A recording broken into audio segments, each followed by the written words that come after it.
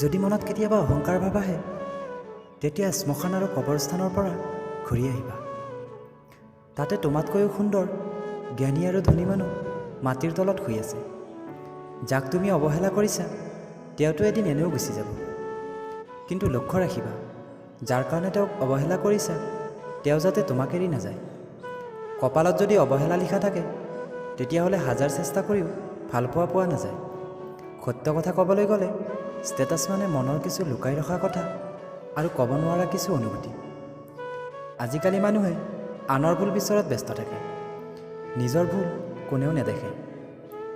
কথাটো এনেকুৱা, ধূলি লাগি আছে গাত, মচি আছোঁ আইনা। তোমাৰ স্মৃতিবোৰে বহুত বিৰক্ত কৰে মোক। শুই থাকিলে জগাই দিয়ে আৰু জাগি থাকিলে কন্দুৱাই দিয়ে। বিষতকৈও বেছি বিষাক্ত হ'ল এজন মানুহৰ মিছা অভিনয়।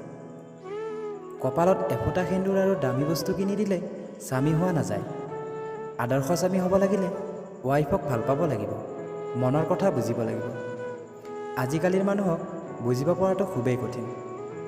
চাকৰি আৰু টকা দেখিলে ছোৱালী বিয়া নিদিব। অলপ ভাবিব, ল'ৰাটো দেখাততো মানুহ কিন্তু আচলতে মানুহ হয়নে নহয়?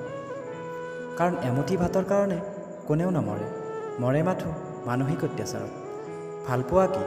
যিয়ে নুবুজে তাৰ কাৰণে টাইম পাছ, যিয়ে ভালপোৱাক লৈ খেলে তাৰ কাৰণে গেম, যাৰ ভালপোৱা নাই তাৰ কাৰণে সপোন, আৰু যিয়ে ভালপোৱা মানে বুজি পায় তাৰ কাৰণে জীৱন, আৰু যিয়ে ভালপোৱা হেৰাইছে তাৰ কাৰণে কষ্টৰ সাগৰ।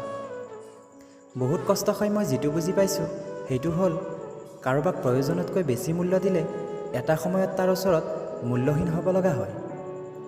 কি অদ্ভুত নহয়নে? চকু পুখুৰী নহয় তথাপিও পানীৰে ভৰি যায়, মন কেঁচা নহয় তথাপিও ভাঙি যায়।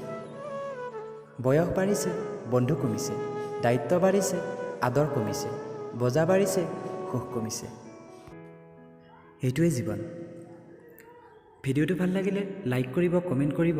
চেনেলটো যদি নতুনকৈ চাই আছে চেনেলটো ছাবস্ক্ৰাইব কৰি বেল আইকনটো অল কৰি ৰাখিব পৰৱৰ্তী ভিডিঅ'বোৰ আগতীয়াকৈ চাবলৈ।